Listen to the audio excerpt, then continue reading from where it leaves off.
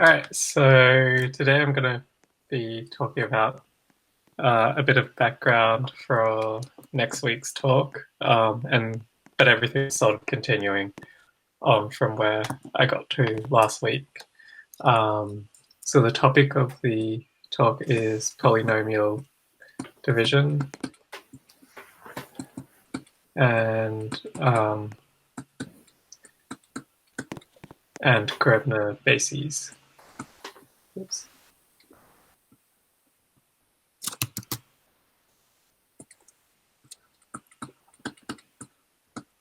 So I'll begin just by reminding everyone where we got to at the end of the last talk. So we had the Kullback-Leibler divergence for some models, K of W, and we were trying to bound that by a polynomial. And so we first found conditions that let us bound that by a infinite series of polynomials, and those polynomials came from some sort of series. And then so the next step was to try and find a finite sum of those polynomials, which also worked as an upper bound. And we found some conditions which guaranteed this inequality here. And the argument boiled down to using the Hilbert basis theorem and writing each of those infinitely many polynomials in terms of the first, say, capital J generators, which come from the Hilbert basis theorem. So we found that there exist these polynomials called the quotients, which are written as these A's with these subscripts and superscripts. Oops. 0.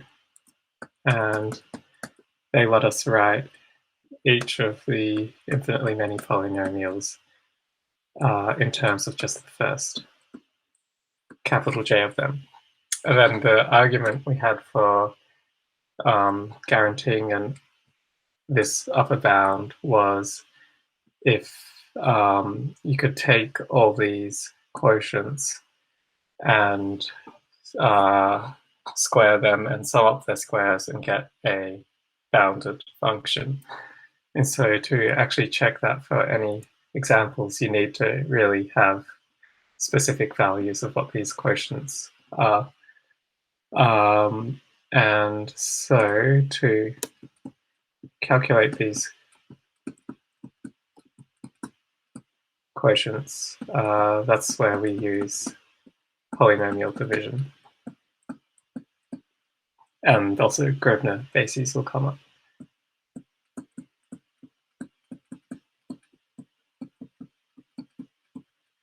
So in this talk, I'll introduce the polynomial division algorithm and also Gröbner bases. But before I do that, there's a few definitions which I need to introduce first. And so the first definition is monomial orders. And so a monomial order is basically a choice of how you determine which monomials are bigger or smaller than other ones. And then once you've made this choice, the division algorithm runs using that. So I'll just write some notation. So we'll write for the variables, which will be used in all the polynomials as x, which will be we'll just write all the components in one thing as x with an underline. And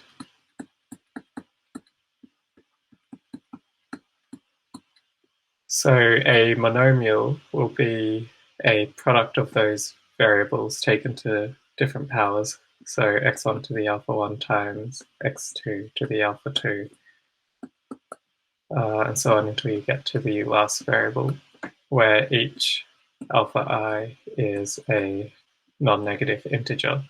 So you could, the notation we use to simplify that is x to the alpha, where alpha is a n-tuple of non-negative integers. So we write that as being an element of this set. So z non-negative integers and with n components.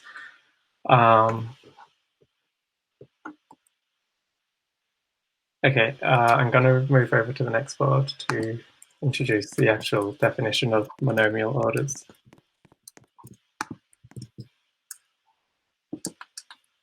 So, a monomial order, which we indicate using just the greater than or less than symbol, is a total ordering, which I'll explain what that means on the set of indices, which was that set of n tuples of non-negative integers.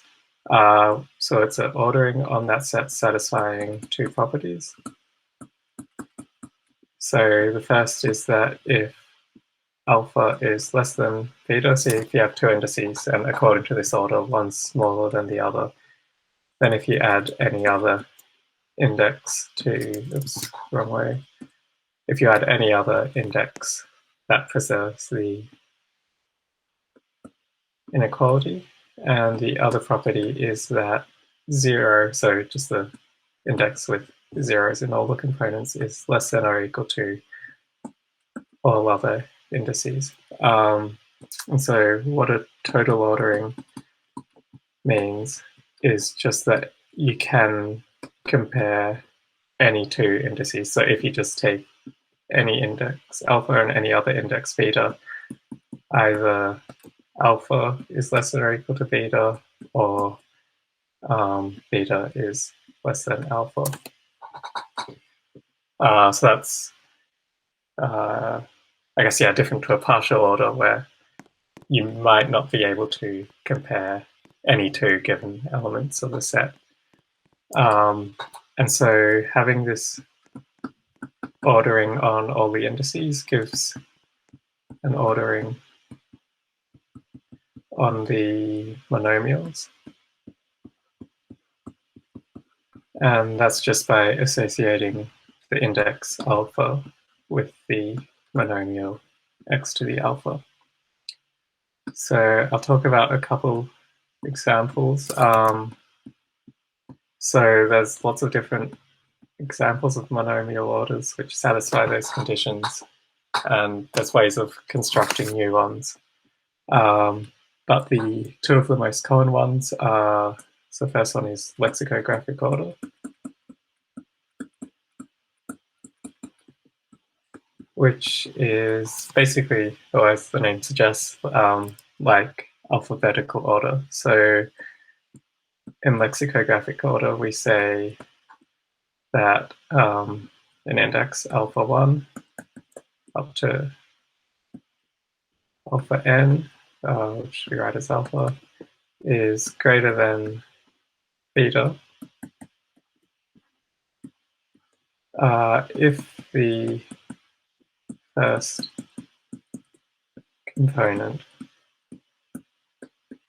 sorry, the first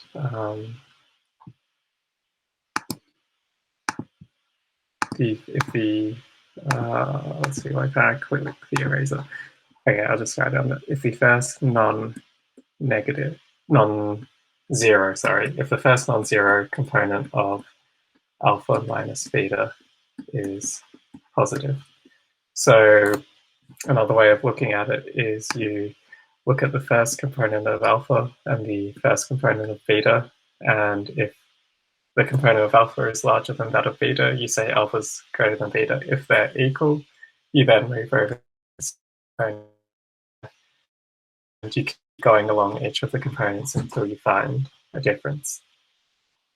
So I'll move over to the next board to introduce the second example of a monomial order.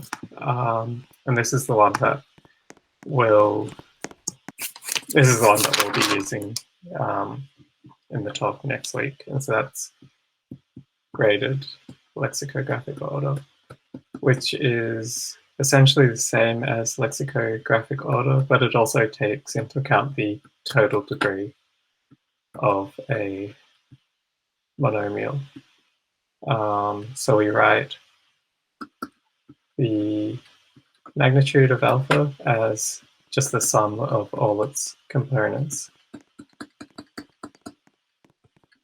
And so in graded lexicographic order, we say that alpha is greater than beta if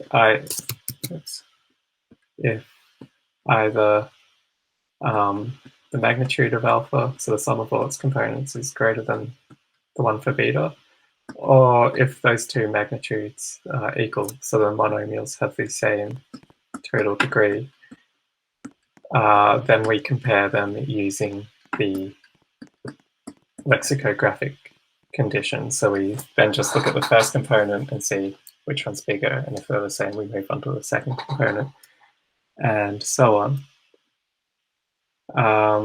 So then using the so from now I'm going to assume that we've just chosen a monomial order, and we're just going to use that monomial order for everything that follows.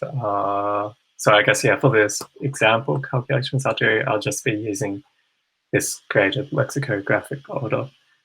So given a polynomial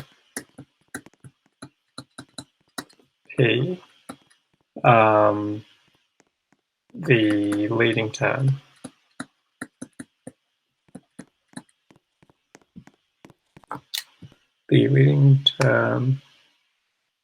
sorry, my drawing tab has gone a bit weird. Okay, the leading term of P, which we write as LT of P. So P is a polynomial, so it's a sum of, or it's a linear combination of several monomials. So the leading term is the term which is largest according to the chosen monomial order.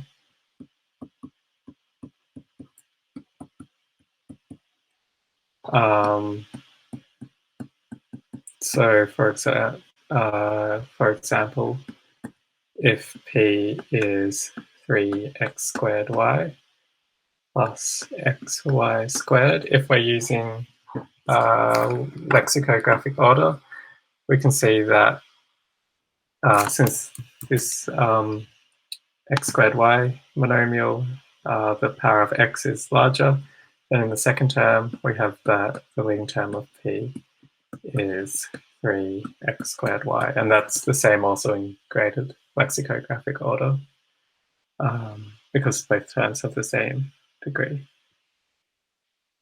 Okay, so now I'm able to introduce the polynomial division algorithm.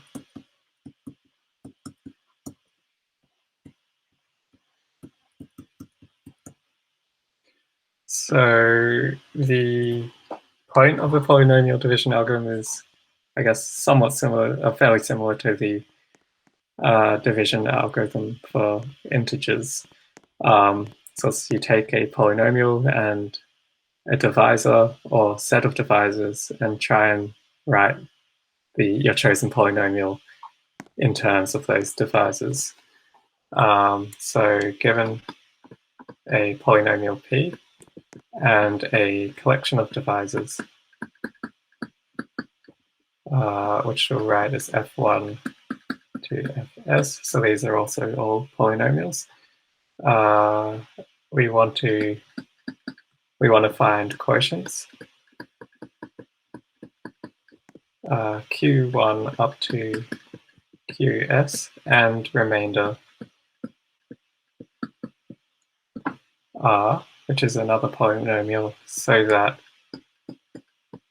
Q1 F1 plus Q2 F2 adding up to QS times the final divisor plus the remainder equals P.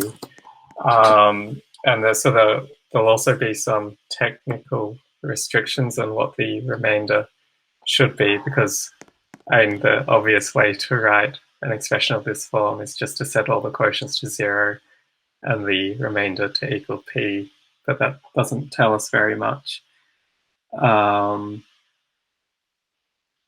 Unfortunately, I won't be able to go into too much details about those restrictions, but it's to do with I guess, yeah, so all the terms in the remainder shouldn't be divisible by the leading terms of the divisors. I guess that's vaguely similar to in the division algorithm for integers. The remainder should be smaller than the size of the divisor. I think it's probably pretty important to write down those conditions, otherwise it's not clear what this algorithm actually means. Sure. I'll do that on the next slide. Okay, so yeah, the conditions should be that R is a sum or linear combination of monomials, none of which are divisible by the leading terms of any of the divisors. So in the case, in the single variable case, the leading term is the largest power of x. So that says exactly that R has degree strictly less than those, well, the thing you're dividing into it, which in that case would be just f, right? That's right. Yeah. And there's one other condition, I think, which is that if one of the quotients times the divisor isn't 0, then the leading term of the polynomial you're dividing should be greater than or equal to the leading term of that quotient times divisor.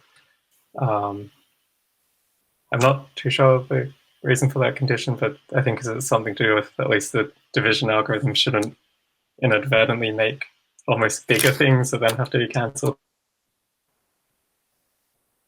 I think something maybe like that. So then, yeah, so to actually explain how the division algorithm runs, I think it's easier to just explain it through an example rather than writing it as a sort of abstract algorithm. And so hopefully the example shows sort of all the different steps involved. So,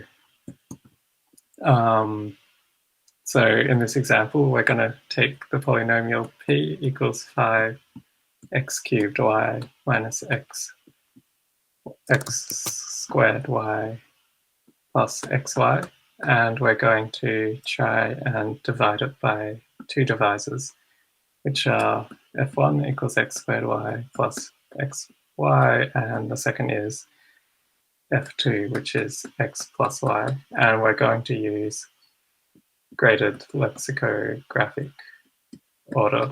And so the important thing is to have each of these polynomials written out with their leading term first, and then all the other terms in descending order. So, for example, with p, the first term has total degree 4, and the second has degree 3, and the third has degree 2, so that's already in descending order. And so the way the algorithm runs is very similar to, I guess, pretty similar to just doing long division for integers. I might just go over to the next board just to make sure I have space to fit it on one board.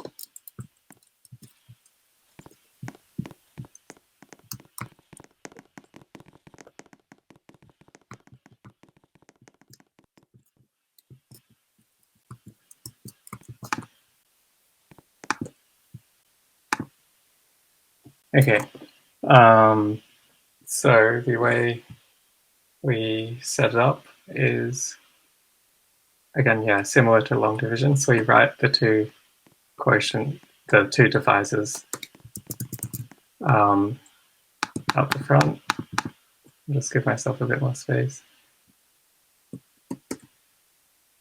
So that was x squared y plus xy, and the second was just x plus y. And we use this symbol and write the thing we're dividing underneath, which was 5x cubed y minus x squared y plus xy. And then because we're dividing by two divisors, we need space for two quotients. So what you do is you just look at the leading term of p and go look first at the leading term of f1 and ask whether the leading term of f1 divides that leading term of p. In this case, it does. So 5x cubed y is equal to 5x times x squared y. So then you just put that 5x in the space for the first quotient. And then like you do for long division, you multiply out that 5x by all of f1 and write the result underneath. So that gives us 5x cubed y plus 5x squared y. And again, with like in just integer long division, you subtract those two lines to get minus 6 x squared y plus xy. And then you repeat the same process, looking at the leading term of what's left, which is minus 6x squared y. You go first to f1, and again, in this case, that leading term, x squared y, divides minus 6 x squared y, and so we just add minus 6 to the quotient and multiply it out again. Minus 6xy, and so that gives us, when we subtract minus 7, sorry, not minus 7, positive 7xy. Then in this case, the leading term of f1, x squared y, doesn't divide 7xy. So then when that fails, you go and look at the leading term of the second divisor. In this case, which is x and does divide 7xy. So we just add 7y to the second quotient, which gives 7xy plus 7y squared.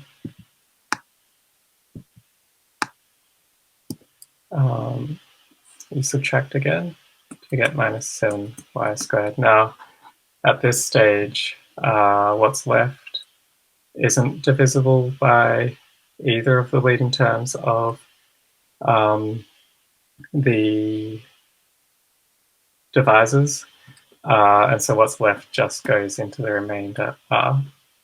So what this process has resulted in is that we can write a polynomial p, 5x cubed y minus x squared y plus xy, as the first quotient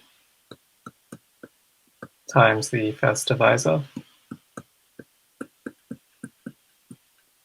plus the second quotient, which is 7y, times the second divisor plus the remainder, which is minus 7y squared. And so that's the polynomial division algorithm. And so it turns out it's guaranteed, like the result by those requirements before. I think first requirement about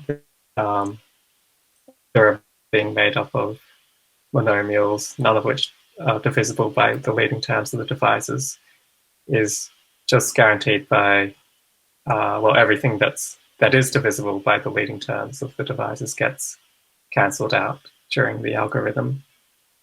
But there is one big problem with the division algorithm, or a couple problems with the division algorithm as it stands. The first, I'll go to the next board to talk about the first problem, which makes it, at least as it is, it makes it not that useful for the purpose that we're using it for with the singular learning theory problem. So the issue with the division algorithm is that it might be true that you can write the polynomial you're devising as a combination of the divisors with no remainder, but the algorithm might not output an expression of that form. The algorithm may output instead an expression like P equals Q1, F1, and so on, QS, FS, plus a non-zero remainder. And so that's a bit of an issue, especially for us, because for the calculations we're doing, we need specific values of these quotients and we already know that the expressions of this form exist just by the Hilbert basis theorem. And so if we were to just straight away use the division algorithm as described, it might not actually give us anything we can work with. So just as an example of how this could happen is if we take f1 equals xy plus z, so we have three variables now, and f2 equals x plus y, and then the polynomial we're dividing as minus yz plus z. No, wait, I've written that. Sorry, not mine. I've written that wrong.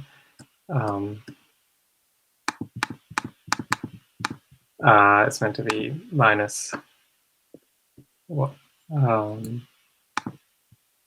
Y squared plus z. Spencer, we're going to have to wrap up in a minute or so because the code session has to start. So sure. Maybe you could finish whatever comment you were making. Okay, yeah, sure. Yeah, so I'll just finish this example. So it's true that P equals F1 minus Y F2. But if we do the division algorithm with these divisors and that polynomial, if we're using a graded lexicographic order, neither of the leading terms divide either of these terms of the polynomial, so the whole thing just goes into the remainder. And so the division algorithm outputs P equals 0, F1 plus 0, F2 plus P, which isn't very helpful. So yeah, I'll wrap it up there. I'll mention, so I guess, yeah, in the talk next week, I'll introduce Gröbner bases, which are just defined to essentially fix this problem. All right. So if anyone has any quick questions, yeah.